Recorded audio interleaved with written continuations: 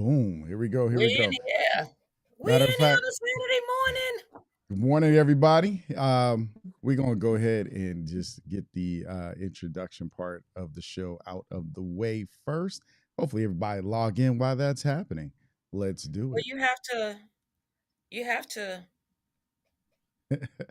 have to bring us in. Oh, yeah.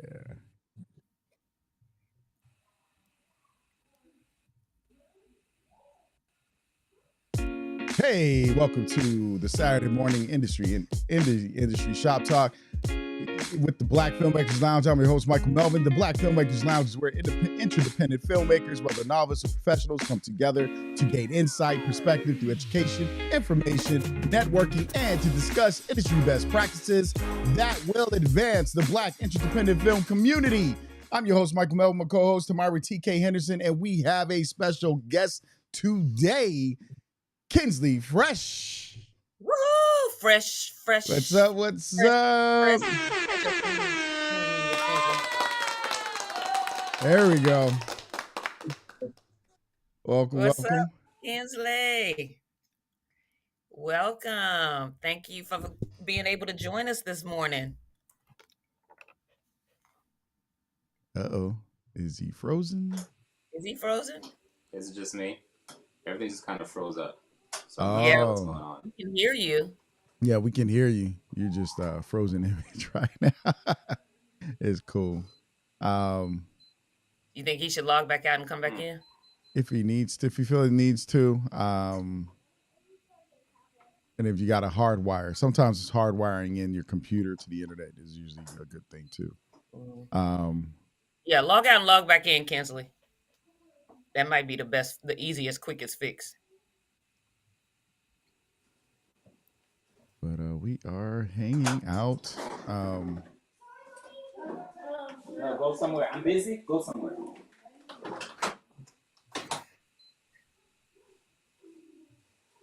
not sure what happened.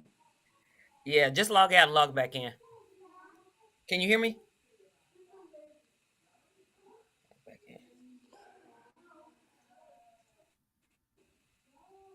Let me let him know we can hear him. All right. Yeah. Okay. Because he had texted me. Oh, okay. Okay, cool. Yay. It has been, it has been you said it's been a long week. It has been a kind of a revealing week to me. Mm-hmm. And revealing in a good way. Revealing in a good way. Sometimes we see things that happen as revealing kind of, or things that happen, everything is bad, but everything happens for a reason. Right. And so sometimes the reasons are to put you in, make sure you don't be in situations where you got to compromise where you're being led and what you're being led to do. So this week was kind of one of those weeks for me. It was just a couple of moments in the weeks, Okay. but overall it was a good week. And I have a gig at a dress shop, and so we watch a lot of TV. So I've actually been catching up on some things, and Kensly's back.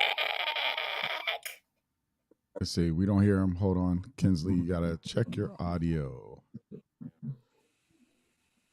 There you go. Yep. Can Perfect. you hear us? Yes. Oh, okay. Yes. Right. So our special guest today. Oh yeah, we're talking about the week. Talking about the week. So and a lot of times, especially in the journey we're in as independent filmmakers, just in the creative world, period, there are a lot of things that we think we're supposed to take on and be connected to everything all the time. And there are things that are going to fall off as you move forward. And that's just in general for life itself. There are things that are going to fall off.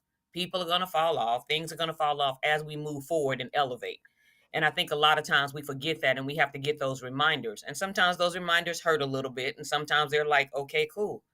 So that was one of those. That was kind of, I had, those moments this week. But hey, man, it tells me that I'm moving. So I like them.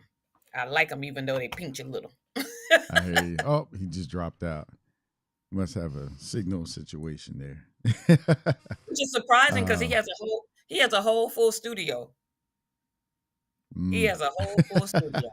But working at temporary this dress shop right here, we watch a lot of stuff on the TV. So it was stuff that I normally wouldn't have picked up that watched. So I was able to glance at a couple of things, and pick up bits and pieces. But moving us right along into what you're watching while Kensly gets back in with us. I watched Sister Act last week and this week because I like the music when I'm working. Okay. So, yeah, I like the music. So I put on Hamilton, I put on Sister Act, and one of the younger girls, she's 22, she's never seen Sister Act. What? Because it's old. And so I put on Sister Act 2, and let me tell you, she was like, "Oh my God, is that Whoopi Goldberg?" Like, "Oh my God." "Oh my God, that's such and such, and that's such and such." And she really was enjoying it. She turned off what she was watching on Netflix on her phone and was watching Sister Act with me. So so I watched Sister Act. There was something called Alice in Borderland. Okay. So That's that was on interesting. Netflix, So I think. yes, on Netflix. So kind of listen, Felicia, those are my movies. Those are my movies. And she seen the nuns dancing. I said, you got to see part 1. I say, those nuns be getting it. You got to see part 1. But I I think they're watched supposed to do a 3. I think I saw something about that a while back. That would be interesting because that would be really interesting. But Sister Act is the bomb, and I love, like I said, I love music. So I did. So it was Alice in Borderland. I was able to tune in a little bit. Alice in Borderland, and what else? They played a couple episodes of Power, but they had to keep turning it off because it gets too wretched for me. And so they were like, "TK, you got." I was like, "I'm gonna leave the room." And so they watched a couple episodes, and they found something else to watch.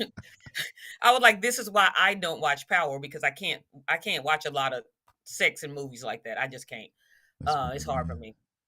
Maybe because I'm single and celibate. I don't know, but yeah, that would be good. So what else did I watch? I was gonna watch a movie last night and didn't get to on Tubi, but I didn't get to. I watched another movie. Someone on Facebook posted some movies that they had on Tubi. They posted 3 movies, and I went and watched the first one, which was his older one. And I'm gonna tell y'all the name of it. While I try to think, I'm trying to think if I watched something else though. Hold on, because I screenshot him and I was like, I'm gonna go watch his movies. And so I watched, and then we're gonna talk about Ken's. Oh, after what you're watching, we'll talk about Kensly movie. His name is Maurice Paramore, and it was called Freestyle Love. So he has 2 more, but it was one of his older ones. So I checked that out.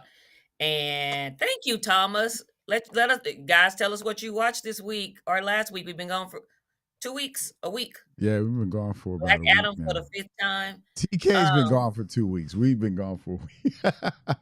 Oh, that's right. Yeah, Y'all been gone for a week. I've been gone for 2 weeks. That's right, because I wasn't on the last time. Okay. Oh yeah.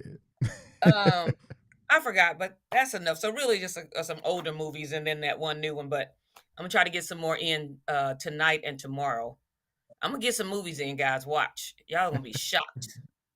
So Kensly, we're just talking about what we usually start the show with what you're watching. Or basically what you watched this week, what did you see? Oh man. Oh, Bel Air. I did watch the whole season of Bel Air, and I was so happy, but I was mad because they tried to break Jazz and Hillary up. If you ain't seen it, I'm sorry. Whatever. They're gonna get back together. Spoiler alert for TK. Spoiler alert. They're gonna get back together anyway. But yeah, I loved it. So go ahead, Kensly. Yeah, I'm actually like a big anime fan, to be honest with you. I like watching live action stuff. So for me, last week I think I've been very busy. I watched this one anime called Violent Saga. That was it. Like I haven't had time to really watch TV, and I'm a big sport fan, so I've been watching the NBA playoff. Let's Go Heat. So yeah. Oh wow, okay. Yeah, I watch anime and a lot of other stuff. Go ahead, Michael. Give us your list. For my list, what did I watch this week? So, it's not a long list, but it's a long list.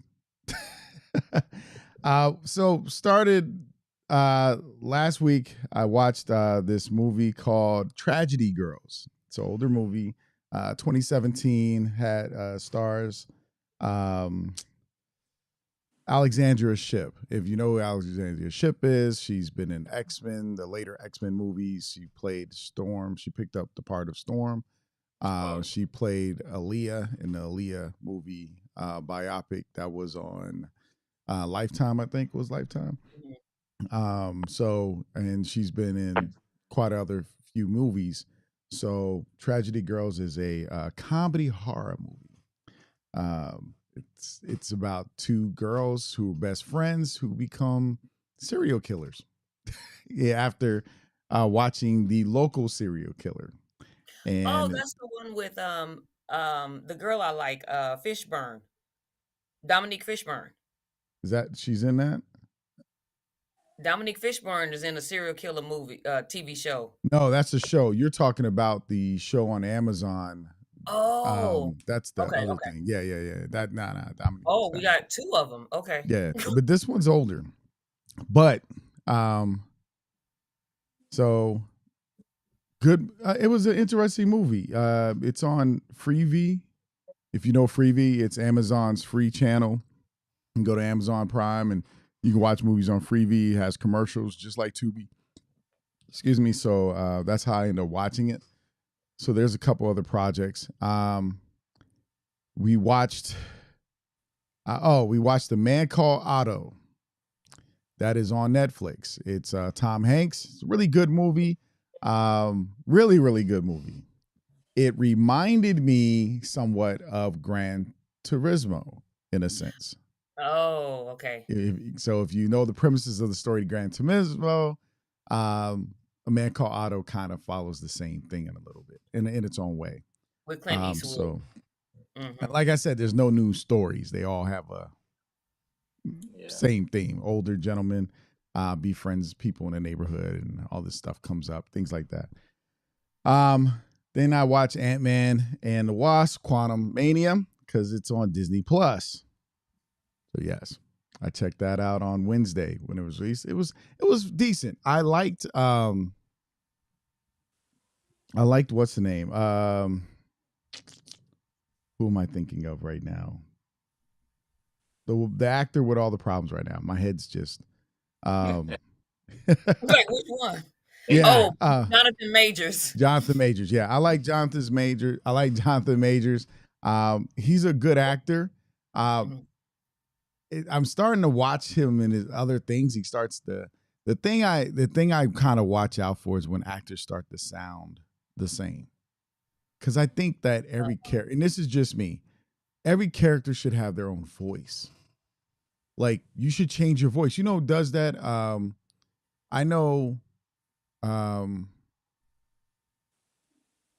Gary Oldman, Jamie Foxx, sometimes Jamie, not all the time, sometimes.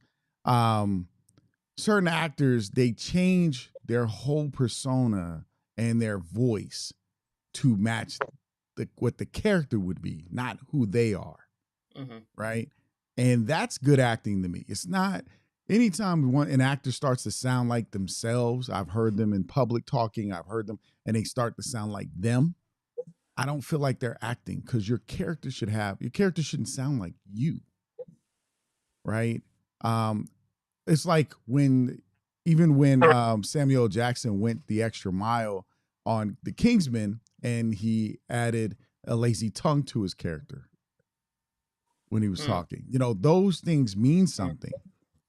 I don't know. I don't know. Maybe that's just me. You know, voice acting, changing your voice, like those things are very important to a character. So that's where I'm at on that. I watched Dungeons and Dragons: Honor Among Thieves. You know, and it's here's the thing. Everybody, people, you either like it, you don't like. It's all subjective. I'm looking at it for relax. You know, I'm not going into it. This needs to be the greatest movie in the world. I don't expect every movie to be great, but this was fun. I look at fun. You know, Quantumania was fun. Dungeons and Dragons was fun. I was looking at that. Man Called Otto. is touches your heart. You know, Oh, wow. so Okay. you feel a certain way, but you know how it's gonna, you know how the story plays out in most cases. It's just, but you're there for that fulfilling moment, and the payoff is what matters. So that's what I watched on the show side. Of course, TV shows, anything Star Wars. I was watching this Japanese anime called Vlad on Netflix. It is a Viking series that comes on every Monday. Right now, most of it's in Japanese, where if you catch the beginning of the series, it's in English. So they haven't translated it over yet completely. But if you're watching every Monday, you're going to see it in Japanese. But it's a good show.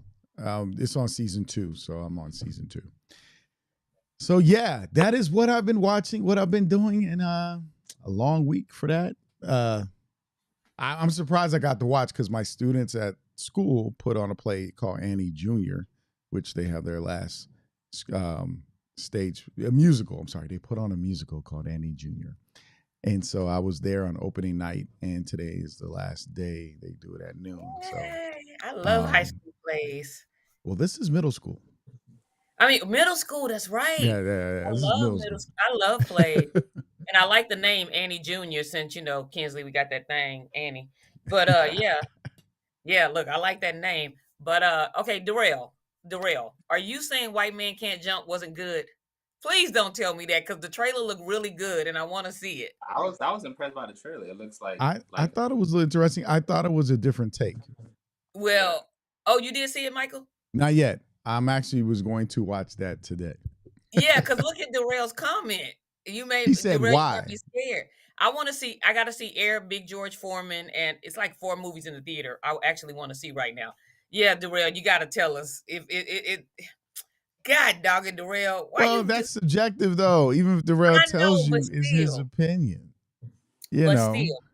But introducing our special guest again, Mr. Kensly Fresh. He is a cinematographer, director, editor, color grader, and I'm pretty sure a few other things. He is a jack of all trades in this industry. I met him on set about a year and a half. It's been about a year, over a year. Yeah, June going to make a year. Next month we'll make a year. Okay, so it's dang.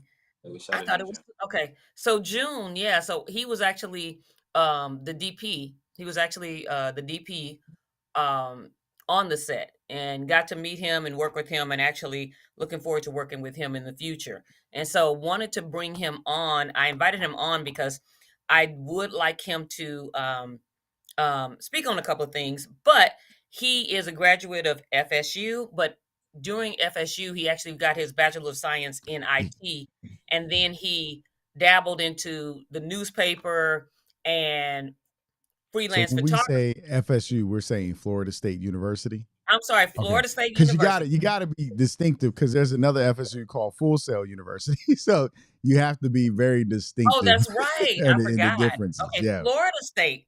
And Yeah. so he lives in Atlanta. He's working full time in the industry. His Some of his film credits include It Ain't Over, Vision Board, Lady Makers, Unsung, Iron Grit, Ride. You can actually check out his IMDb and his website, which we will give you in a little bit, and we'll tell you how to follow him on our social media platforms, because you definitely want to keep up with this guy. Um, and what I invited him on today, I wanted him to talk more about color grading, but I do want for him to talk about DP and cinematography work as well. So, Kensly, Yes, ma'am. Michael always starts with this question, and I'm gonna literally start with this question because given your background. So, after you graduated in 2012, when did you make the crossover into film? So what was the bridge that crossed you over? Whether something happened when your childhood, teenage years, undergrad, like when did the crossover, the bridge happen? Or what made you see the bridge? Interestingly enough, is like I wanted to be an actor when I was younger, but it was like short lived. Like I wanted to be a movie star. I didn't really know what that meant. Then it's just kind of like it's a distant memory now. And then as I got older, like your parents always want you to do something safe. So I went to school for graphic design initially, and then from graphic design, I like technology. I like playing with electricity and stuff like that. I tried engineering, and from engineering, there's this course called differential equation that literally made me quit engineering and switch to IT. Almost everybody in IT was like engineering students who couldn't get past it and went to IT. And then I remember we had a assignment in IT class to make a presentation to recruit more kids into IT and incoming classes. And then we did a little video, and then it's like that Rika moment just kind of strikes an in me. From that video, I'm like, I want to make videos. Like, I want to make videos. And then that following semester, I looked into taking some film courses, and I actually was like so into it. I wanted to switch major completely from IT to film.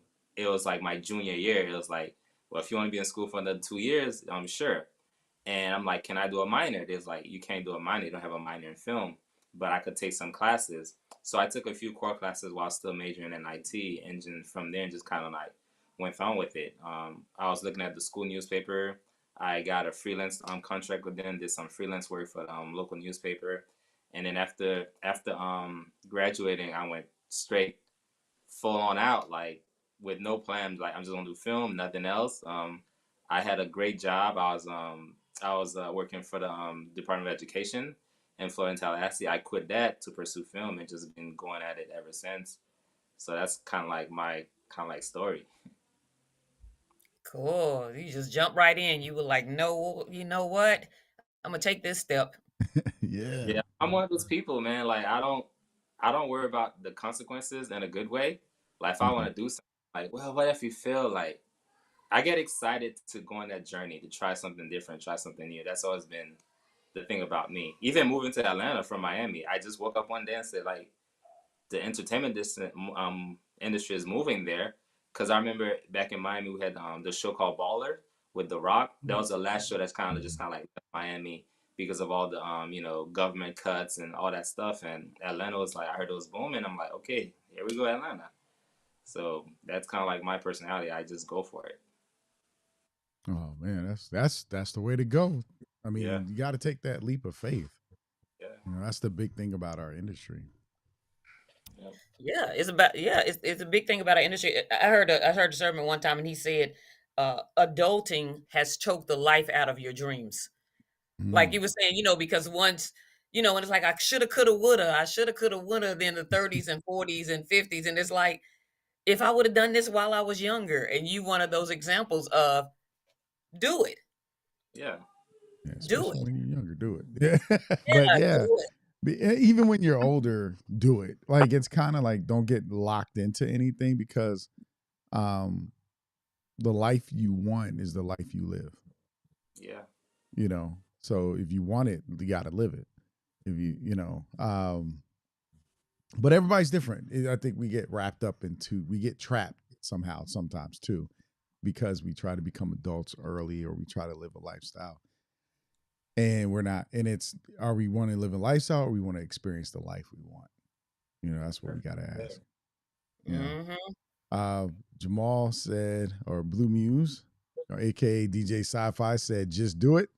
I was like, who is that? Right, exactly. Hey, DJ Sci-Fi, we What's miss up? you. Mhm. So I have a question. What made you go into cinematography and you also do editing, right? Yes. So what and do you do anything else when it comes to film or those are your two biggest fortes? Usually they go hand in hand anyway. Yeah, I do a whole bunch of stuff, but it's kind of like I feel like sometimes people like when you say you could do so many things, it just kind of sounds a little weird. It's like you do everything, and then I think like a person that does everything is like a PA on set. They could do everything. So I try not to brand myself as doing everything. It's Mhm. almost kind of like sitting down on what you can do. I just focus on what I do best, which is cinematography and color grading. Okay. I hate writing, but I can write. I write pretty well. Um, but going back to the question, I actually want to be a director. That was my first thing. So, like I said, I'm coming out of college, leaving my job, and I want to be a director because my personality, I just go for it, and nobody's gonna hire me. Like I didn't have anything to show for as a director. Like especially like I feel like being a director, one of the issues that I run on with people on set is like everybody think it's easy. You know, a lot of time I work with directors, they think it's just telling people what to do. You know, they don't come with no script ready. They don't break down their script. They don't have no storyboard.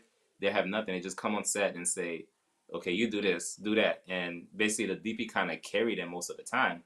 So for me, when I got started, I want to be a director. I wasn't getting no job, and then I'm like, okay, I need something to help me get some job. And then I bought a camera. I bought some lights. Now I had something to show for it, like to present. And then I just kind of started doing cinematography, and it just kind of carry on. And I just kind of been there, and to the point is like I actually enjoy it more than directing. I think all the technology background and cameras and stuff like that kind of plays into it, and I really enjoy being on the camera end of it than directing. That's awesome. Yeah. Yeah. We kind of tell people find your niche and Yeah. kind of stick with it. It's a big thing. And then as you elevate and grow, you grow into, like you said, as you know, like Lord, I'm going from filmmaking to directing. Like I mean, from writing to directing. I'm like just straight up there. But but while you were talking about the cinematography, I had a question that popped up in my head. What was one of your? Can you tell us what if just? I know you probably had a lot, several, but one of your most creative shots. Oh man, most creative shot. Uh, well, I'll just post something from recent. I when I shot the Lady Makers, one of my creative shot that I enjoy. It didn't even make the cut because the pacing of the movie, the director kind of like play it into it, but it Mhm. was like the girl, her daughter just died, and then she walks into the shot. So I had her. She's on the door, and there was a mirror there. I'm like, "Ooh, we could play with the mirror." So I had her on the mirror while she's at the door, and then as the camera pan, it takes her from the door from the mirror to the shot, and it just kind of like tricky, like you're trying to understand like what kind of camera trick was that. The way it kind of plays out is like reverse, and then nothing move. It just kind of like very tricky, but unfortunately it didn't make the cut. Okay, very Oh man, fluid. did you keep Yeah. a sample for your reel though? Yeah, I got a symbol for my reel. Still trying to There get you this down. go. So I think that's my most creative side of recent memory. What was your most challenging? You know what? There's so many of those. I can't. Most challenging shot. Oof. I can't think of a specific most challenging shot, but what's very challenging is because we do a lot of indie stuff with budget restraint is a big thing, Mm-hmm. and I think, for example, shooting Life Without Hope. What was challenging about that was the fact that it was very fast paced, almost guerrilla style, and then the hardest part is like when you have these small little rooms to work with, and then the director wants so much out of it, so it's like you can't really get your wide shot. So it's just so frustrating. And yeah, I think working in small space without proper planning, it always gets me. Like no matter how long I've been doing this, whenever I get on location and the room is so small, and then we rushing as well, it's like you just kind of just go with what you get. Like that's just been the thing that always troubling for me. Okay. All right. Yeah, like you say, without the proper planning, and I think a lot of times we're so into we're in this indie mindset that as soon as we get a budget, we got to schedule and shoot. And like we talk about the pre-production, it's like, what about the trips to take the set designer, the prop Yeah, person, the DP? Take a trip to the locations. At least cut out, a day or two to take a trip to the locations, depending on how many locations you have, so Mm-hmm. that they can see the locations and properly plan. yeah. I mean that's a big thing. Like we a lot of times just show up and not knowing anything, Yep. and you still expect to produce great work. You just show up and it's just like there's no set design. Here's a white wall with scratches mark on it, but we shooting a high end scene. You know what I'm saying? Like the scene, it doesn't match, and you just gotta roll with it and do your best. Mm. Okay. Well, we going. Well, I got one question that people may ask: what is your favorite camera to shoot with? Well, you know the golden answer. Your favorite camera is the one that you have with you. But you know, like I've shot with multiple camera. I own a Red currently right now, Okay. Blackmagic 6K, and I think I enjoy my Red camera because it has the most pleasing image to me. But the Blackmagic, it's just something about it, the ease of use, it just works, and I think the Blackmagic is probably my favorite camera. It's not the Hmm. best camera, but it's my favorite camera. Okay. Yeah. So we should probably talk about what people really want to know because, you know, um, color grading, color correction. Do you know the difference? Because I often hear people use keep saying color correction when they're really talking about color grading, and it's so interesting that they don't know the difference between the two. But when you are a color grading specialist. That's when I asked him that question. When you were like, Yeah. I was like, there's a difference between color grading and color correction. I was like, Kensly, do you do color correction with the color grading? He was like, yes. I was like, perfect. I'll just make sure. Because I was like, I didn't know there was a difference. So yes, a lot of people, a lot of us, a lot of I'm not gonna say a lot of us, I'm gonna say me. As long as I've been in the independent world, I understood that, things had to be colored. It does have to go through a color grading process, but of course I don't understand the process and didn't know there was color grading, color correction. So don't feel like you dumbing down anything. No, Like, just, yeah, give it to us because we have all different levels of filmmakers, on our channel. So don't feel like you're dumbing it down. We give it to us. you know, actually, it's a little worse than that because people being indie, they'll tell you to edit, and edit mean you're gonna cut it up, you're gonna color correct it, you're gonna color grade it. So when somebody Oh, comes to edit, it gets a little worse than that because they think editing just mean everything, Mm-hmm. and not I just could oh. just. So even before you get to color grading and color correcting, when you ask somebody to edit something, it's chopping it up and putting it together. That's it. You know, it's basically three different jobs. When you say editing, it's editing is when you chop it up, you put all the image together to if it's a movie, you tell the story how it's written. That's the editing part. Color correction is more like, you know, getting your white balance together, bringing up the brightness if it's too dark, just making the image look cohesive together. Mm-hmm. That's the color part of it. So you think about your white balance, getting your black levels together, getting your contrast right. That's the color grading. I mean color correcting. Correction. Now color grading is it's the next step. It's crafting a look, a specific mood. So if you say you watch John Wick, so I finish edit your movie, I bring the white balance and the contrast and all the brightness to like how it should look properly. And now you're like, okay, I want a John Wick look, or I want a Transformer look, or a Matrix. That's the color grading. That's creating a mood and a feel, playing with different color Mhm. palette to get a certain look.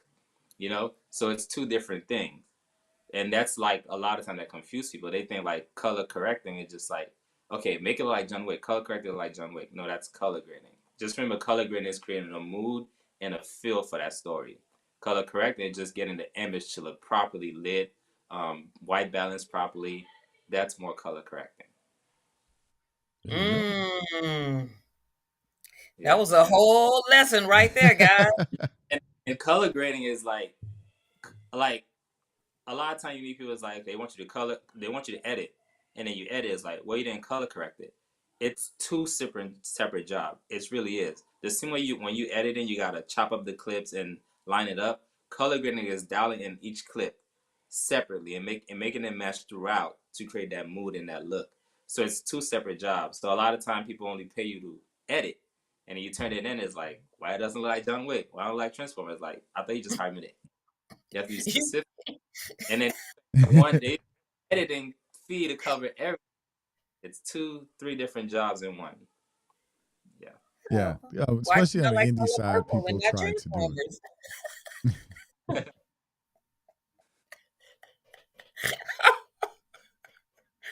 Why it come out like 380K? Like Yeah. But yeah, 380, so not even 380K. I mean 380.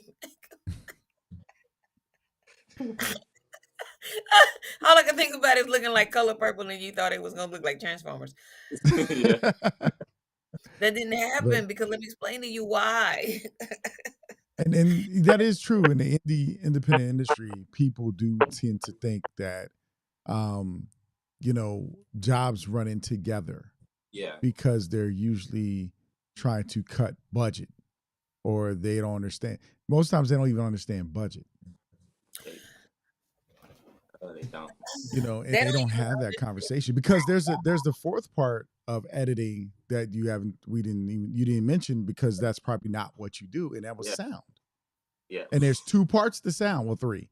Yeah, you got because you have your sound for dialogue, you cleaning it up, right? Yep. Then you have your sound for background and effects, Yep. your what you hear that you may not even see, but you hear. And then you have the music aspect. Yep. And you got to do all those things, but they each department works together because once you've edited a scene, you send it out, they tweak the sound, they send it back, so you can later lock it down. Yeah. And that goes back to the editing too. When they ask you to edit, that's what the color grading, the sound. It's like you can't do all that. Like it's very hard for a person who edits that also does sound and color grading and does all those things equally well. You know what I'm saying? It's very rare that you find somebody. I mean, any film that you're gonna see could do it all. You do it all to a certain level, but if you want it done very, very well, properly, especially if you're looking for distribution, you want to get a set that specialized in sound to focus on that, and somebody that does coloring to do the coloring. You can't expect the person who does the editing to also color it, to do the sound mixing, do the foley, do the score, and do a master mix. It's not realistic. It's not gonna be the best. It's not. Yeah. And we're talking about feature films. We're not, and because there's a difference. If Yeah. somebody's doing a YouTube channel or Yeah. Instagram page or Facebook thing, they're not worried about all of that. They're Yeah. using smaller aspects of it, but they're not, because they're not gonna spend that kind of money just for a YouTube channel. I mean, they could. And two things. One thing, in Legend Brown told me a long time ago is that he said when you hire different people for the editing and the color grading and all of these different, but you bringing a new eye to the project. Yes. So instead of it being one look by one director who's writing, producing, color grading, editing, like doing all of it, you have one eye on it. And when you bring these other eyes in, it helps enhance the film because everybody brings something to it. And so Yeah. that's one thing that has always stuck with me. And the second thing is research, research, research. And because people literally don't do their research when they call and ask for you to edit or you to do you to DP or you to do camera, whatever it is, or sound. They do not do their research. People are not doing that, and that is the biggest thing. And I even like when I get calls, they're like, "Oh, I need you to write. Okay, this is well, how much?" I'm like, "Have you ever?" I'll ask them first. Have you ever done research to figure out how much this actually cost? And they'll say no. Then I already know this low price I'm about to give you gonna seem astronomical because you don't know what it actually costs to get this stuff done or take. And that's the biggest thing being in the independent world. Not only do they think you do all the jobs that comes with one job, they don't research and see they don't research either to see the price of each job. You asking me to do 4 different jobs and you're paying me for a fourth of one. Do you know what I mean? Like Yeah. that's not how this works. That's not how any of this works. Yeah. And then they get frustrated and like, well, you're too expensive, and they go somewhere else, and then the project just comes out not what they expected because you didn't do your research. You didn't know that editing is not just editing. There's sound, there's color grading, there's this. You hire somebody as you like a lot of time like can you be a camera op? They don't do the research. You show up like where's the light? Where's the sound? Yeah. You know what I'm saying? It's like I think it's gonna come with light and sound and like what? you didn't do your research, Where and the you think, props? yeah, you Props. think it's going to cost this much money. It costs 3 times, 10 times more because in your research, it costs way more. So, and they look at you like you're expensive. Like, They look so, at you like you're expensive, but it's like, yeah, have you look at my work? Did you yeah. not Google me? Google me. Google me. Did you not see my samples? Did you not see my work? If you think I'm expensive, that's fine. If you can't afford, because we probably ain't even Toyotas right now. You know what I mean? Compared to Mm-hmm. what people are making in the industry. 20 Do mil a they movie. still look? Do they still make Geo Metros? Because that's what everybody's going for right now. Yeah. Jalen That's what said, everybody's going for is a Geo Metro. Jalen said, lack of research sometimes kills an indie film with potential. Yes. Yes, absolutely. Hey, Jalen. Yes, absolutely. Darrell said, I did research on how much I would make based off the jobs I do. I'll be a rich man laying on the beach in Hawaii. I know that's right. With a drink with an umbrella. Yep. Thomas said, facts. You're all giving us some priceless content. Love what you're providing us. Amen, Thomas. Yeah, There you because go. that is my biggest thing. So anytime anybody approaches me about, I'm like, did you do your research? Did you do this? Did you do that? Mm-hmm. Did you somebody I'm doing finishing up a consultation on somebody who has he's like, I want to get the budget down. I'm like, you got a highway scene, hold on, where the motorcycle driver almost clips an 18 wheeler or something.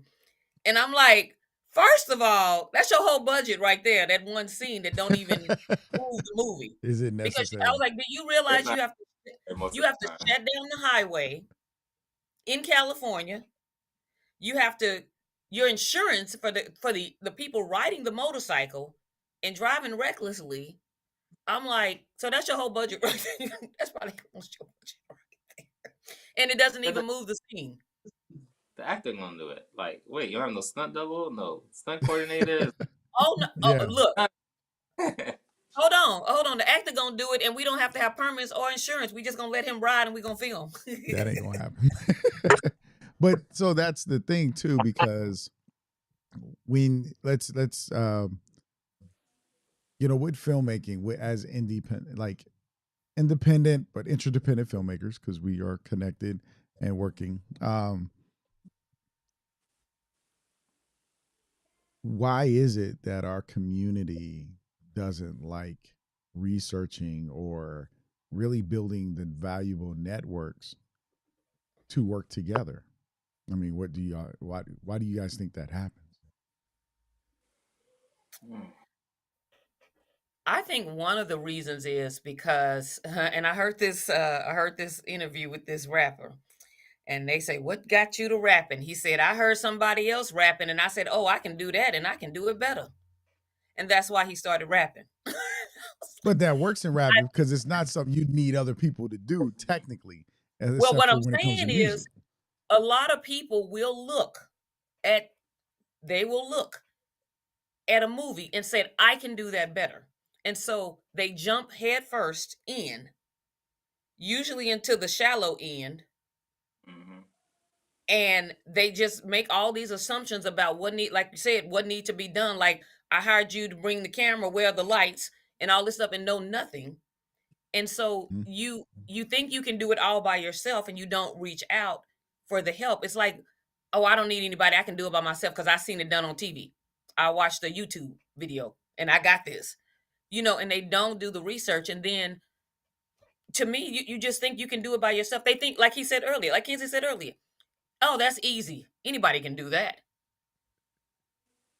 Yeah. I mean, that's a big thing right now. People like, well, you charge this much. Like, I have somebody else with a camera. A lot of times people think it's your equipment. Right. That's what gets the image. That's what gets the look. It's so far from the equipment. It's kind of like you walk outside and you see a skyscraper. Give me a hammer, I'm gonna build that. Really? Hmm, Like, really? I You can do see that like better. this architect and like, well, there's hammers and nails, so give me that, I'm gonna build that. No, it takes a lot of time and training you're just looking at the tool. You're not looking at the knowledge and experience that it takes to create that Yeah. building or to create that movie. And a lot of times people get confused in the tool and not the knowledge and experience that it takes to make something happen. Okay. Yep, that's it. But I That think we is all it, period, point blank. yeah, because it is people do get wrapped up in the tools. If you ever sit in a film group other than ours, because we don't allow some of those conversations, but you sit in a film group, the first thing is what camera are you using? Oh What man. editing software are you using? You use DaVinci, you use Final Cut, you use Premiere, and they want to argue about it. And it's a back and forth. And I'm like, they all edit. Y'all Yeah. do pretty much the same thing. Or this one does this a little bit better, but I like this the way this one does this. Every editing software. But if you are, if you're a student, let's just say, like in my part, as a person who went through school for this, I had to learn Avid. I had to learn. I had to write in Final Draft. I had to use Movie Magic budgeting. I had to use what was industry standard for almost any and everything. The equipment, not so much. One school may say use these cameras for this and this camera for that, and we're going to use that in the studio, and it would vary because the reality is the camera doesn't matter as much as people think it does. It matters, but it doesn't. It depends on your budgeting of film. You can, if you understand lighting, the process of lighting and how it works in shaping and designing, then that makes the difference. And so, like a film student, we understand those things. And so we don't necessarily argue about it. It's always preference when it comes down to it. But we know what's industry standard. Like if I want a job, I need to know. If I want to work for a studio, I got to be able to use this, this, and this. Exactly. But if I'm just doing an independent client, I use what I got on my home computer. Yeah. Yep. And Tone said it. Tone, I had a client just like you said. Most think it's a quick way to make money or prestige. They don't count the cost to what it takes, just like having the title. Boy, I had a client. Ooh, he wanted to be the writer, the executive producer, the director, the hold on, what else? Other positions. When I tell y'all, when I wish I was exaggerating, it was unbelievable to me. I was like, you know what? I can't do this. Like literally, I stopped taking his calls after a year. I literally had to block him. It was too much. I gave him. He was like, "Well, I want to be a writer," and so I said, "Well, do you have any books?" Well, yeah, I gave it away though. But it went so deep. I'm not going to even go there. But it was really bad. It was that bad. I had to just go ahead and block him. I did a couple of shorts for him, but that was it. But anyway, yes. And what did Jalen say? He said Low low expectations. expectations. Oh, I'll Go let ahead. you go ahead. Oh, low expectations. A lot of indie filmmakers don't think about the bigger picture of where the film can go if some just want to get by. Tony said exactly. I have someone I know. They were on the phone with the director with Paramount Plus, finance director, and he told them a lot of. He said, "Oh, getting an over $1 million budget is easily obtainable, more obtainable, easily more. It's easier than people think." He said, "But the problem with Black independent filmmakers is that they don't have the confidence. They think they just take the scraps and just run with it, but they don't have the confidence to get a real budget." I was like, "Wow." I like what Thaddeus said. The plan must come first. And I think Yeah. that's the thing. I think many of us are where we are because we learn from experience, but we also learn from experience the importance of planning so much up front. That's the first thing I teach my students. And they're like, can I just go shoot? And I'm like, no, you can't film without your storyboard, your shot list. And you can't film without your script, your shot list, and your storyboard. And you need to create them in that order. And they're like, what do you mean? I said, because your script is going to help you develop your shot list on what things are going to look like. You're going to pick your camera angles, your shots. The storyboard is supposed to be a visualization of how you see those things happening, what it looks like. And they try to cut corners and all those things. And I look at my students like, but this is what the adults do. Like, like that's how I look at it. And they're learning this in middle school. I love that so much. Oh, I love it. And they're learning this in middle school. This was not in middle school for us. Well, for me, I know. But I mean, wow. Wow. And you're exactly right. That's exactly what, because they think they can, oh, I don't need that. Well, what if, and I run into so many people, well, what if we do it this way? Well, who says we have to take this route? And I'm like, you know what? You can take any route you want to take. You go right ahead. But we're telling you we're not saying things, every story is different in regards to planning but you still have to start with proper planning. You still have to start with proper planning. You still have to start with a good script. There are things that just you can't cut corners on that still you need to do. But yeah, we didn't do that, but look how we turned out. Yeah, but look what you went through to get there. And then 10 years later, you finally got something popping up on Tubi. Like, just do it the right way. What's wrong with doing it the right way from the beginning, especially when it's your first? Yeah. When you don't nothing. Go ahead. I think a lot it's a lack of respect for this industry. Because like you look at it, like, okay, it looks easy. You don't respect it. And then because you don't respect it, you don't try to do the research. You don't try to understand what's going on. And I think filmmaking, it's becoming kind of like the same way like influencers, everybody just want to be popular. Filmmaking is like, it's the fun new thing to do. So everybody just want to get on it. Everybody just want to be a photographer. Everybody just want to do this, and not necessarily learning, understanding what it takes to do it properly.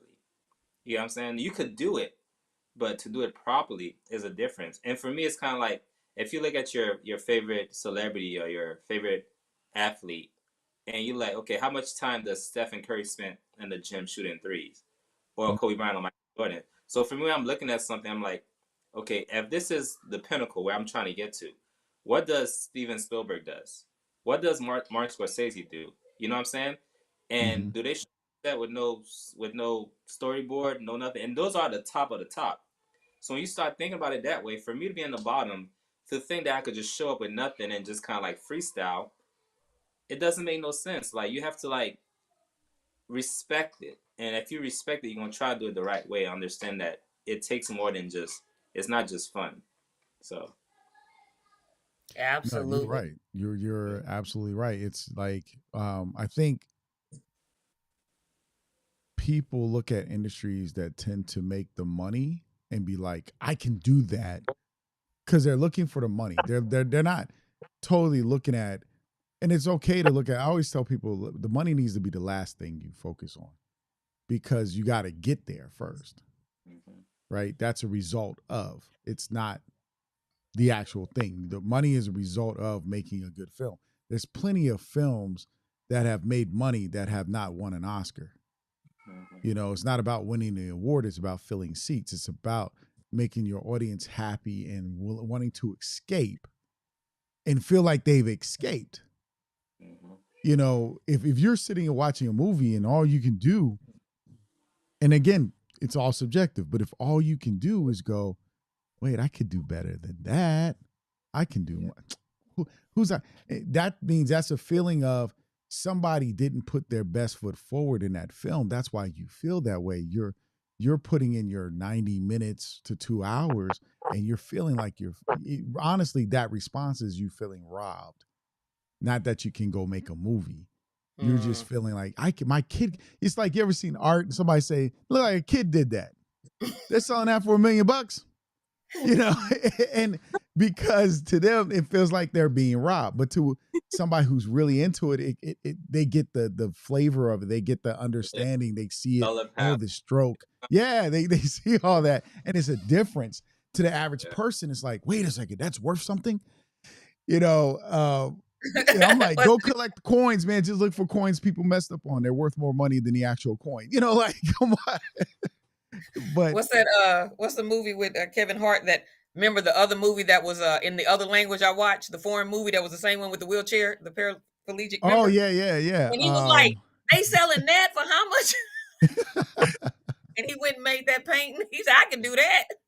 But Kensly, you hit it on the head, the nail on the head. The lack of respect for our industry and the gifts we do in this industry. When you look at a doctor, you never say, "Oh, I could have took out his kidney." Like I could have took out his kidney better. Have you? And he would, Yeah. you never do that. I'll even take a Nobody simple does one. that. We don't go when you go to the doctor, they take your blood pressure and check your height and your weight. We don't go, wait, I could have did that before I got here. Like, we don't do that. We don't do that. The And it lack over. of respect, Yeah. man. And it's all over the place. You don't see no a course how to be a brain surgeon in 14 days or 7 days. I've been, for as long as I've been color grading, is every day I'm learning. I'm learning so much. I'm learning different. And when I see those stuff on Instagram, like those class how to make a film in 7 days, filmmaker, all that stuff like that, it bothers me. I don't say nothing because I don't want to mess with somebody's source of income. But when it's like I could teach you, like an artist could come and show you their brushstroke, how they do something. Mm-hmm.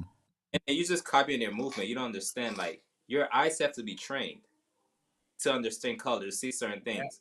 And then when you tell somebody you could do this in 7 days or a month, you can't, because it takes a long time for your eyes to train to understand, what goes well together. And a lot of times they just kind of sell you, they just try to make money off of you. You're not going to learn it in 14 days or in a year. It takes a long time to train your eyes to understand color, to understand why this goes together, to spot your mistake. Like a sound person, it takes time to understand the different instruments. You don't just learn that. You know what I'm saying? You listen to music like, I could make a song. No, it doesn't work. It's not that simple. It's not. So how do you feel about, and I'm gonna get controversial now. How do you feel about the AI? Oh man. Big thing. It's beautifully scary. It can do a lot. Because I think, like, I think in history there's been technology has done a lot of stuff. Technology has never been able to make art, because art has to be like, has always been something that's innate to us. So it's crossing a different boundary we wasn't ready for. Like, it's making art that I don't know how to take that. It's very scary. It's very scary. That's like, we all born with a certain skills, artistic view and stuff, and for machines to start doing that, it's fine if they, building buildings and doing this and stuff. When they start making art, But I don't know. Right, because for an artist, like, let's just take it for you and I, for us here, it can make the job easier because we know we know the basics of what we're doing, the expectations. But for somebody who doesn't know, it's like, oh, I'm gonna let the AI do it so I don't have to pay somebody to do it. And that's the thing, we're in a capitalist country. It's money driven. That's why we have the writers on strike, because it's not like, how can we use this to help streamline the process or help make things better? It's like, how can we use this to replace somebody? Mm-hmm. You know what I'm saying? Always the first approach is like, how can we use this to replace somebody? And that's just kind of the mindset we have, and that's what makes it scary, because we constantly looking to replace. And then it's like, if you replace everybody, what's gonna happen to the economy? You know what I'm saying? What's gonna happen to the economy? We're always looking to replace something rather than, like, streamline it, build upon it, and improve it. You know what I'm saying? If I write a script, how can I use AI to proofread it and make sure everything is correct? Not how can we use AI to write the script and not hire a writer. So it's just interesting time we're living in. Yeah, because it's like in almost any industry, AI is going to be used on what people feel are the lesser jobs, or the jobs don't require so many people to do. Even in HR, have one person working. It's like robots and machines replacing people in factories. You're taking away 3 people and have the machine do a job, but you only have one person working. It's cutting that down. But the skill set comes into the ability to program and understand how those things work. It's like even programming AI. I think AI can, and it's going to be useful, but we don't write an etiquette on how to use tools, right? It's like you grew up knowing how to, how a hammer works. You ain't run around your house trying to hit everybody with a hammer, right? You know, it's like, hey, this is for the nail. You hit the hammer with the nail, and you take the back, you pop the nail out. Now you might have played with it a couple times, but you really learned, hey. But we're not saying, hey, here's a phone. This is how the phone works. Hey, here's the computer. Here's the software. You know, we are kind of like the technology comes out without rules. Yeah. It's like, let's just get it out as quick as we can. Yeah, I mean, I think the beginning is always scary, but if you think about like an art piece, or if you order a T-shirt, like when it says handmade, you know what I'm saying? It's something about it that makes you feel a certain way. And people are like, oh, AI can take over everything. And if you think about it, if you have AI creating everybody's art, then it becomes saturated. You don't want it anymore. You're gonna want that person who handmade stuff. Like, don't worry about it. It's the beginning stage. It's gonna be scary, but overall, everything gonna balance back out. Like, I'd rather go down the street to this local store, this mom and pop store, because I know that they do stuff for the community. Then go to the Walmart. There's always gonna be instances like that exist. So it's scary in the beginning, but it all comes down. It balances out. You know, all the hype dies, and everything's gonna be all right. Yeah, I think the thing where I look at AI is AI cannot copy emotion. When you talk about a painter and painting, they use certain strokes because of the emotion, the feeling they're trying to convey in their work. If you take a Manet or Monet impressionist art, where if you get close up on the image, it's dots of colors. Yeah. And when you step back, they make a one color collectively. Like, that is a uniqueness, you know, and that was a style of that work. So when you watch a film, a certain person tells you, and I could, all three of us could get the same script. We would tell the story differently with the same script. Our collective experiences, you know, we all have different walk of life. I think with AI, it's just like, it's automated. It's gonna follow the formula, kind of like beginning, middle, and end. You know what I'm saying? Like, it's not authentic. So, and that's the thing, because that will be the point that AI can't. You need to, you know, you gotta know when this is going to hit the emotional moment. Like this scene, you and I, when we talk about a scene or we're looking at filming a scene, we're like, I need the camera to push in as he's talking about his mom, because I want the audience to feel him. Yeah. And I might be talking about, this is the villain, right? I'm like, I want the people for a minute to understand why the villain became the villain. Right. So I'm going to push in on this scene as he's talking. You know, and then when you talk about color correction, you're going to be like, well, let's use these colors because that's going to get the audience trapped emotionally, along with that push. So we're going to light it this way. Yep. You know, because I'm visualizing everything. I'm just like, I can't turn it off. I'm pretty sure y'all the same way. I can't turn it off. So I'm sitting there watching the scene as you explain it. Yeah, so just I'm like half the face dark, you know, it's got the dark shadow on the side of the face, and you push. So, and I'm sorry, like, let's take a film that everybody loves. Not everybody, but a lot of people love in the rap community, The Godfather. Remember that doing shadows and blackening the eyes was like, don't do that. Remember? It was like, you don't do that. That top light. Yeah, but what happened? That became a very iconic scene. Yeah. And they did that. You know, like, so it's like, you got to know the rules, but then know how to break the rules. I mean, AI ain't going to do that. It's not going to know how to break the rules, or, you know, it's not going to think, hey, I can break this rule right now because I'm looking for something. Yeah, you know? And even if it does break the rule, it's not breaking it on an emotional level. It's just like, it's a code. Like, okay, break. You know what I'm saying? It's just like, it's not authentic. It's just like, break the rule. Like, does this, does that. It's not. That's like decision that's happened in an instant. Like, you get that feeling is like, let's do this, and it comes from your life experience. Like, you can get all the codes you want to, and if you just do it to just be doing it, it's not the same. Because you're just doing it. You have to have a feeling or reason that made you do it. And if it's just doing it just because a set of code telling it to do it, is like, it's not gonna be the same. Yep. Exactly. Like you said, it can't, period. It can't read emotions. Like it can't. It don't know, it doesn't know, it can't tug at the heart. All it can do is, like you said, mechanical stuff. Like it can't tug at the heart strings. It can't, pull out the jokes, or the comedic timing, the natural jokes, the all the you can't do it. You can't.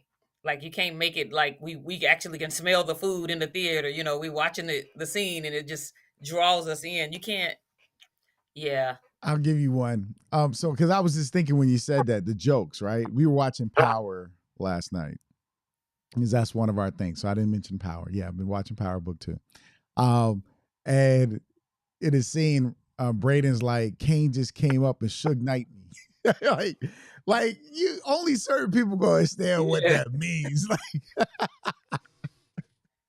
Yeah.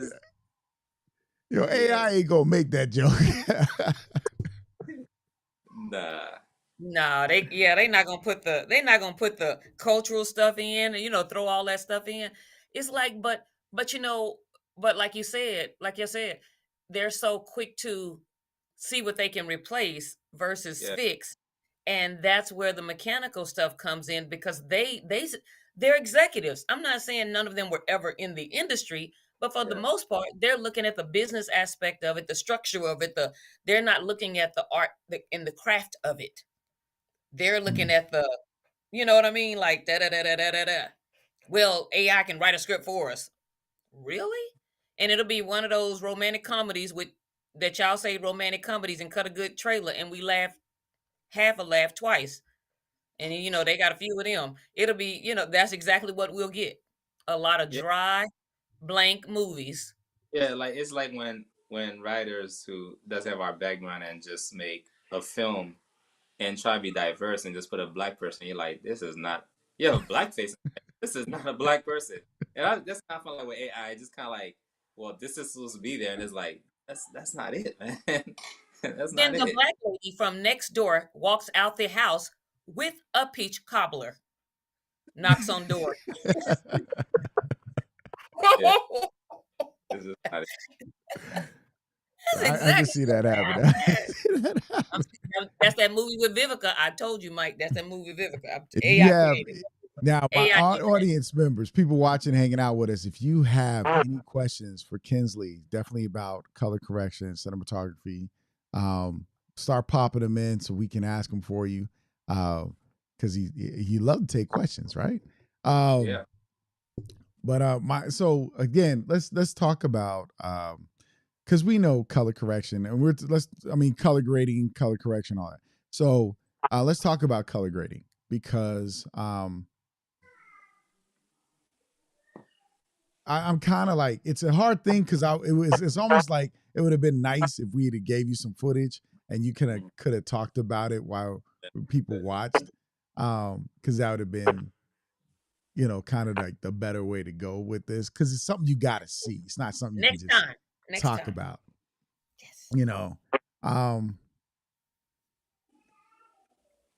I don't know. It's kind of because again, you're talking about palettes, understanding palettes and why this palette goes this way with this thing. I think I'll ask this. What is your favorite film that has like the color grading is done so well for you? And you're like, yo, that's what does it for me. Man, everybody going most colors or DP probably gonna go with Blade Runner. Like I love everything about Blade Runner. Like Roger Deakins, the way he lights with purpose and then trying to do everything not in post production, get it as close as possible. It just like it's a beautiful movie. The color palette, everything about it. What's another great one is what's the one with Mad Max Fury Road? Um, that's another good one. Those type of movies is just spot on. They just got it right the first time. So those are like two of my favorite, and they win Best Picture. I don't know if Blade Runner did, but I know Mad Max Fury Road definitely probably Yeah, won Best Mad Picture. Max got it, I think, for Yeah, editing and stuff and effects in the coloring. Like mine was Crash, not Crash. It was Crash and Traffic, but Traffic. Two great movies. Yeah, great movies. And because Traffic, every time a scene changed, you understood the setting because of the color grading. Yes.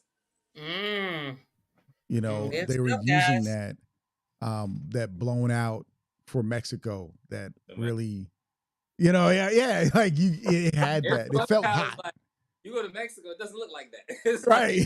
That's color grading helps tell the story. It helps create the mood. Like, you know, it's like LA has this like desert, like orangey look. It's, you know, it's just, that's color grading. It helps tell the scene convey a certain emotion.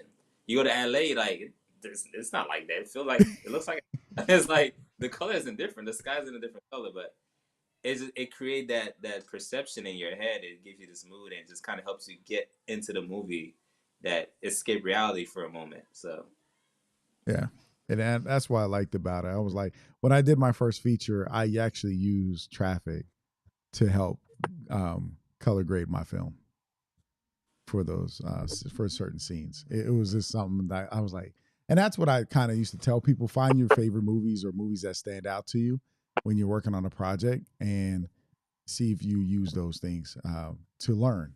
You know, to help you learn and improve on your work or style. Because you'll integrate them, and it may not work out. You know, you may look at it like, nah, that doesn't work, but now you've learned something. How did they get there? How did they get this?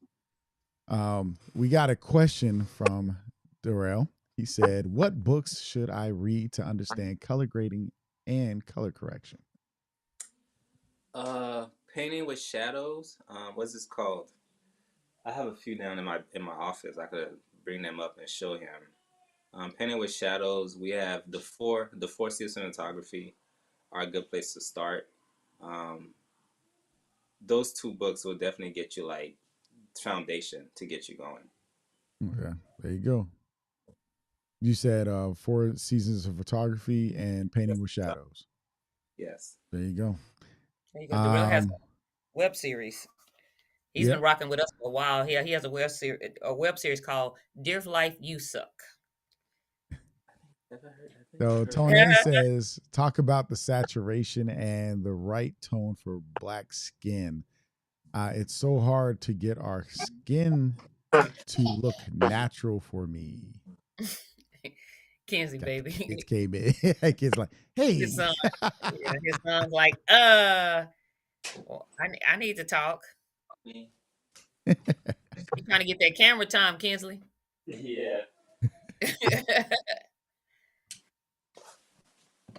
That's an interesting question, because I wonder if this is post or on set lighting that Tony is talking about. So we'll wait till he gets back, and we'll read. Okay, we'll read the question again for him. All right, it says, talk about the saturation and the right one for black skin. It's so hard to get our skin to look natural for me. So for Tone, it's hard to get black skin to look natural. Well, in post, you know, and she's talking about in post and editing. You know, like for me, when I'm doing black skin, I like to push a little bit towards magenta. Like once you have your, on your vector scope, you have your skin tone line. I push a little bit towards magenta for black skin. It just kind of like that little purple into our skin, just kind of like make it pop a little bit more for me. So that's kind of like my go-to, just a little bit more, push it towards purple, magenta for the skin. And if I don't know how much things change over time, but going back to, you know, Technicolor and stuff like that, when they design all those color stuff, it wasn't meant for us. Right. You know what I'm saying? It wasn't meant for our skin tone. And if you know the history, it wasn't until when it was doing print for furniture, you know, furniture's being brown and stuff like that, that it became an issue. That's when they kind of like went back and tried to calibrate it. And today they have it completely spot on to deal with our skins and hues. But that's kind of like the history of, you know, color and technology and camera. It was never intended for our hues, for our skin tones. So anything when you watch movies, right? And for me, when I'm shooting, like working on set, lighting, different skin tone, like admittedly, it's always easier for me when I do like, you know, lighter skin tones or Caucasian people. It just looks better on camera. Even when you watch a scene together, like if you have a dark person in a scene, such like an action movie, we also look a little funky because like all of the shadows and stuff, that's kind of like where we're closer to the shadows. So when you're crushing your blue stuff like that, it affects us more. And it'll take like a color to really sit in, kind of like doing power windows, and so it kind of keeps a good balance. And they don't have the budget for that most of the time, and time consuming, so they don't really focus on that. That's why it's always like a little different when you watch movie and pay attention to like the black character and the white character same scene. You will notice a difference in our how they color us and them. Yeah, and that's something to think about because like that's how I chose my camera because I like Canon because of the skin tones. Yes. Right. One of the best. And so where people are like, well, what are you using? Because I can't get my skin to. I use a Canon camera. That's the first thing because Canon is very big on flesh tones. Yes. The others, now Canon tends to have that magenta, in their thing. So, when you talk to other filmmakers, non-black, they tend to like, oh, it has too much magenta in there. I'll take it out. It's just like you said. And I'm like, but it doesn't bother me. So that's the interesting part. But they trying to lighten us up. They always trying to lighten us up. Magazine colors, film, yeah, they always trying to lighten us up. And then we see you in person, we be like, who is that? It helps recreate the contrast because, like I said, it was never intended for us in the beginning until they started having issues with their furnishings in print magazine. So if you lighten us up, it kind of like bring us up a few notch on the color spectrum, which makes it easier to kind of grade and create separation. Wow, that is very interesting history. Cool. Thank you, shit, but I love chocolate. Come on, chocolate. Cool. Well, thank you, Kensly. That's a lot of great information. I know I learned a lot. Yeah, it's great talking with you, man. It's great sitting here having this I'm so happy conversation. you finally was able to make it on and join us. You've been asking me for a while. I just, I like grinding. I like the camera. I like being behind the. I know. I told him. I told Mike. I did tell Mike. Now we do end the show with like a 60-second gem. I know you dropped a lot of gems. But if you have a 60-second gem for our audience, for our filmmakers, and we'll let you think of that, because what we'll say real quick to the people watching right now is, if you go to our Black Filmmakers Lounge Facebook page or Instagram page, you'll notice that tomorrow evening from 7 p.m.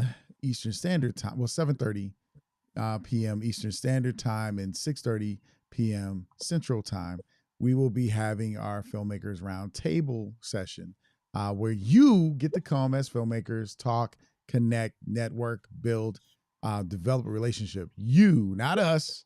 We're there facilitating, but you, and ask questions and get best practices from one another and really build a network, a relationship, because that's what we say, interdependent filmmaking.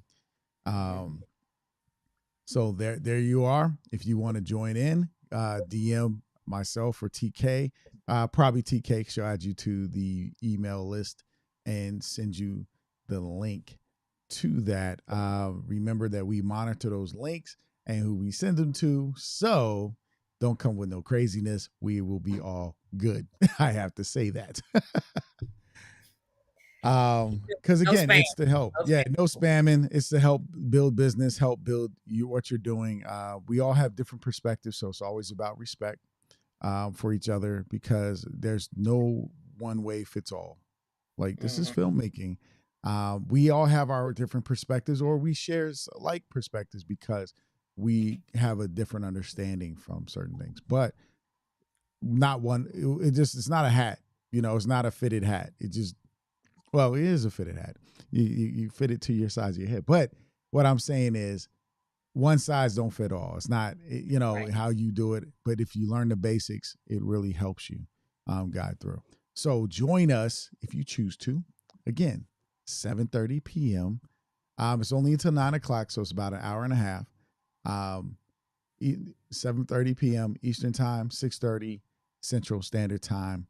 And of course, if you're somewhere else, just look at those times and you match your time. You can just hop on the internet. It'll tell you, because I don't have time to figure it all out. But it's like if you're in California, it's 3 hours. So it's 4. Mountain Time 5:30, Pacific Time 3:30. There you go. There you go. So yeah, Kensly, I hope that was enough time to give you. And we like. Oh yeah. No, Mountain Time 5:30, 4:30 Central. I mean Pacific Time. Go ahead. Go ahead. All right, so 60 seconds, right? All right, so if the advice I could give you, Jim, is like when you work with images, like light your image, like really light your image. And there's stuff I've made mistake early on in my career as well. Until this day, I still tend to make mistake, but focus on lighting your image. And then lighting your image is different from exposing your camera sensor. A lot of times it's like we thinking that we dial up our ISO or lower our shutters or whatever you want to work with to get more light in. It's not the same of actually putting light. If you go outside with your iPhone, bright daylight, sunshine, it looks amazing. So once you get indoor, focus on getting as much light on your subject as possible, not like opening up your ISO or your stepping down your lens. It's a different type of light. When you use more light on your image, it gives you more separation, more contrast, and it makes your image looks better. So if you're getting muddy looking image and you want it to look the best, add more light. Not from your camera, but add more physical light to get better, cleaner looking image. There you go. That's a gem. That's something to think about. So if you're a cinematographer or you're a director working with cinematographers, that right there is great information. Real quick, TK, before I'll let you take your 60 seconds. Give a quick shout out to Felicia for joining us, Thomas for joining us, Darrell for just joining us, Tone for joining us, Derek for joining us, Renita for joining us, Blue Muse, DJ Sci-Fi, Jamal for joining us, Bronx LT for joining us, and Jalen for joining us. Is there anybody I am missing? Karen for joining us. Thank you for and Thaddeus for joining us, which I know we'll probably see Thaddeus Dr. Jones. Right? Thaddeus W. Jones. There we go, Junior. Thaddeus is he's a filmmaking educator also. Yep, Fantic Productions for joining us. Thank you. So if you're joining us, there is our appreciation for you for hanging out with us today, and you deserve a round of applause.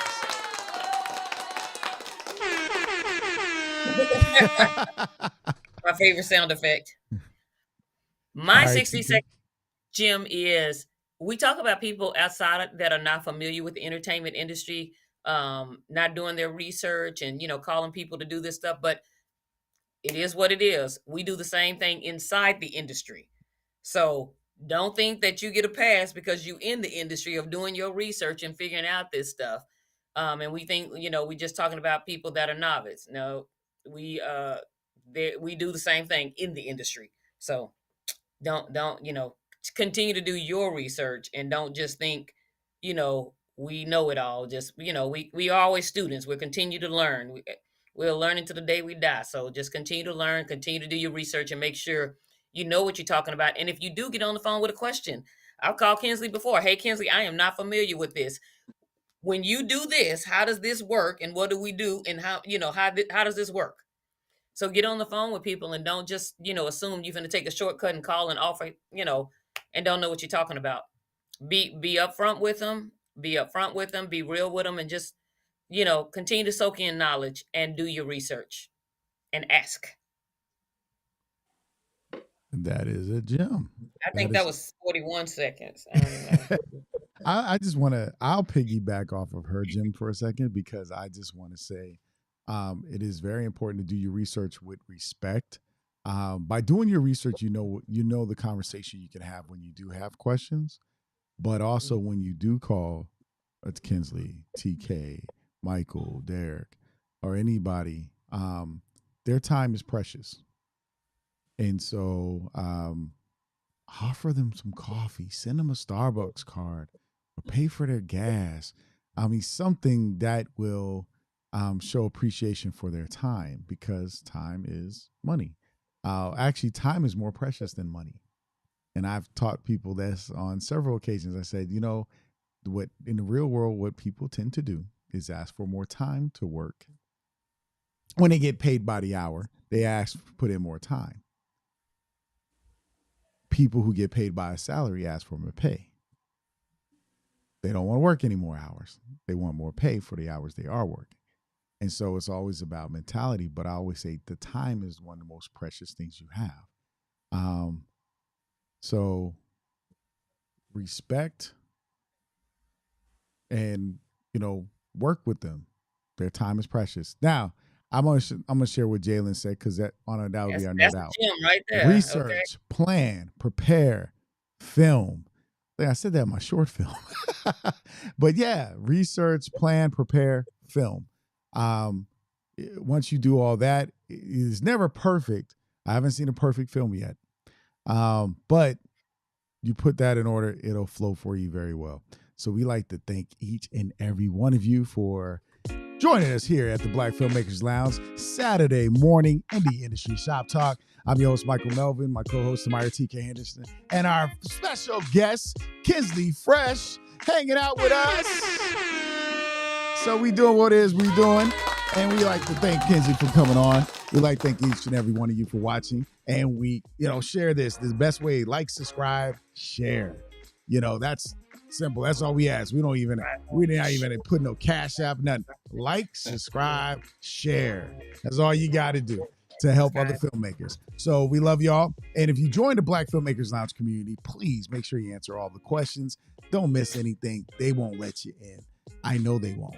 So y'all have a blessed, wonderful day. Enjoy your Saturday. Go out and shoot something, edit something, make something fun. Go film your family. All right. We love y'all. Peace. Hey, Renita. Hey. Like, subscribe, and share. Hey, subscribe, share. What? Like, subscribe, and share. And a big shout out to Lewis. We with you, man. We're with you and your family. Our prayers. We love you, brother. You need us. We're here for you. We out.